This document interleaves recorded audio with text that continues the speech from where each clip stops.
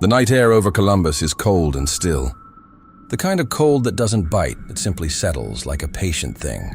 Marcus Webb pulls his jacket tighter across his chest and leans against the concrete railing on level 6. The roof deck of the Meridian Plaza parking structure, watching the city below blink and breathe without him.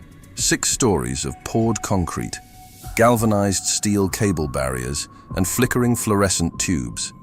712 parking spaces, 43 security cameras, 0 cars. It's 11:07 p.m. on a Tuesday in mid-October, and the garage closed at 9. Marcus is 41 years old. He has been doing overnight security work for 11 years, 3 at a hospital, 2 at a university campus, and the last 6 here at Meridian Plaza. He is not a man who frightens easily. He has worked through riots, break-ins, medical emergencies, the occasional homeless encampment on level 3. He has walked these 6 floors alone, in the dark, in ice storms and heat waves, and he has never once felt afraid. He tells himself this now, not because he is afraid, but because the habit of reminding himself feels like armor. He checks his radio. Crackles. Dispatch is quiet. Standard Tuesday night protocol. He checks his flashlight. Full battery. He checks his phone. No new messages. His daughter Keely sent him a meme about cats at 9 p.m. and he hasn't responded yet. He smiles at it now, thumbs a quick heart emoji, and pockets the phone. He picks up his logbook, uncaps his pen, and writes the first entry of the night in his careful, squared-off handwriting. At 7 p.m. Roof deck, level 6. All clear. Temp approximately 44 degree Marf. No vehicles present. Beginning standard descent sweep. Monsieur Webb, he snaps the logbook shut. Begins walking. The stairwell door groans open. The fluorescent lights in the stairwell tick and buzz, 2 of them cycling in a slow, seizure-like rhythm they've had for the past 3 weeks. Maintenance has been notified. Maintenance has not come. Marcus descends. Level 5 is identical to level 6. Same low concrete ceiling pocked with expansion joints. Same painted yellow lines on the floor faded to a pale banana color. Same smell of motor oil, concrete dust. And that particular emptiness that large enclosed spaces develop when they haven't held a human being for several hours. The fluorescents on level 5 are steady at least. White and flat and perfectly impersonal. Marcus walks the perimeter, checks the stairwells at each corner, checks the elevator bay. The elevator bay holds 2 elevators. Both are at the lobby level, their call buttons dark. He makes a note, continues, everything is normal. Everything is deeply unremarkably normal. He descends to level 4. He notices it before he can name it. It isn't a sound exactly. It isn't a smell. It isn't a visual anomaly that his eye can pin down and say there, that is the thing. It is something more like a pressure, a slight, almost atmospheric shift, the way a room feels different after someone has just left it. The fluorescent lights on level 4 are the same as the ones on level 5. The painted lines are the same faded yellow. The concrete pillars march away from him in their identical rows, casting the same predictable shadows under the same flat light. And yet, Marcus stands still for a moment, one hand resting on the nearest pillar, and simply listens. The garage is never truly silent.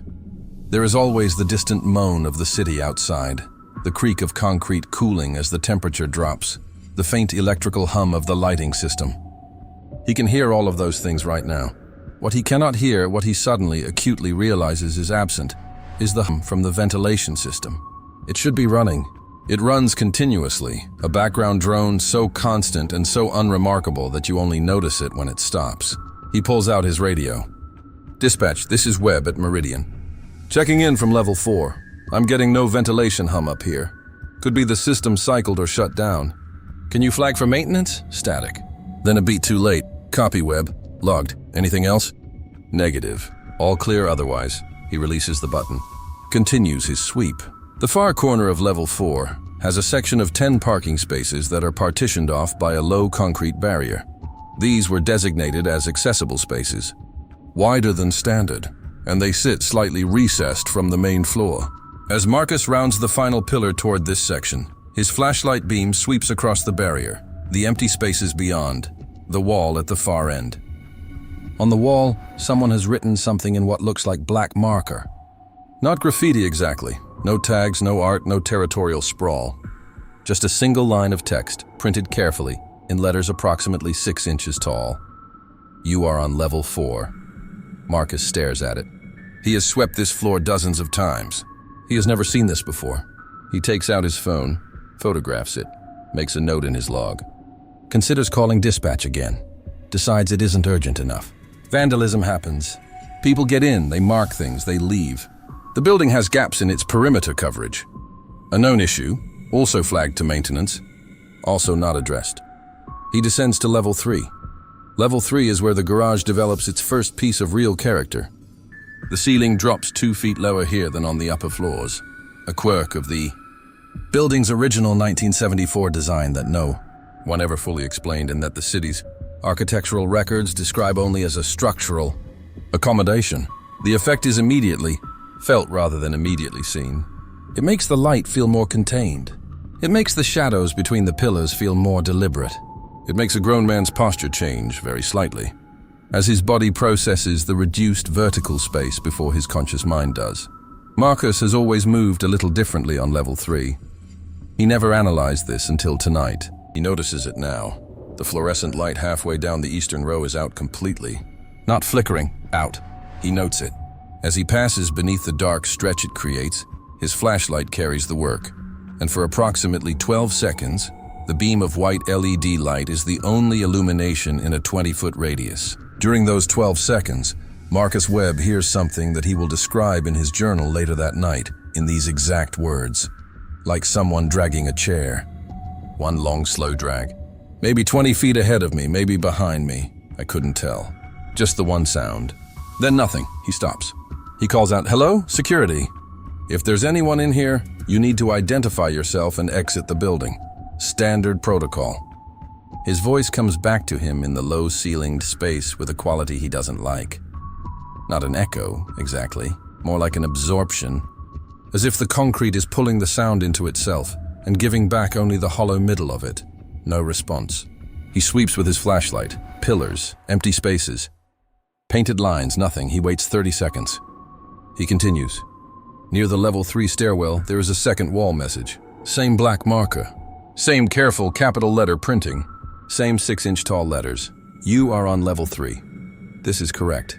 Marcus photographs it. Stands in front of it for a long moment. The second sentence bothers him in a way he can't immediately explain. This is correct as opposed to what? The first message was strange but containable. Weird kid, bad night. Leaving marks in empty buildings as a kind of territorial ritual that young Americans have been performing in various forms for generations. But this is correct implies a dialogue. It implies that there is a version of events in which the floor number would be wrong. It implies that the person who wrote this has thought about what it would mean if you weren't on level 3 when you thought you were. He descends to level 2. The lights on level 2 are yellow. Not the standard cool white fluorescent that the upper floors use. Yellow. Warm, amber, buzzing. The color of old sodium vapor lights from the 1980s. The kind you used to see in highway underpasses and municipal tunnels before LED retrofitting made them obsolete. Marcus stops in the stairwell doorway and looks at the floor stretched out before him. He has walked this floor hundreds of times. The lights have always been the same cool white as the rest of the garage. They are not white now. He checks the time. 1:58 a.m. He has been in the building for 2 hours and 51 minutes. His internal clock says he's been moving faster than usual. He's reached level 2 about 40 minutes ahead of his typical pace. He can't account for the time. He notes it in his log and feels, for the first time, a specific and functional fear, not the primal, pre-verbal dread that thriller novels always reach for, but something quieter and worse. The fear of a competent, experienced person who has just encountered something that does not fit their model of the world. The yellow light makes the painted lines on the floor look orange. It makes the concrete look like old bone. It makes Marcus's own hand, held up in front of his face, look like a thing from somewhere else. He walks the floor. The yellow light doesn't flicker. It is completely steady, completely sourceless seeming. When he looks directly at the tubes in their ceiling fixtures, they appear normal, intact, standard fluorescent hardware.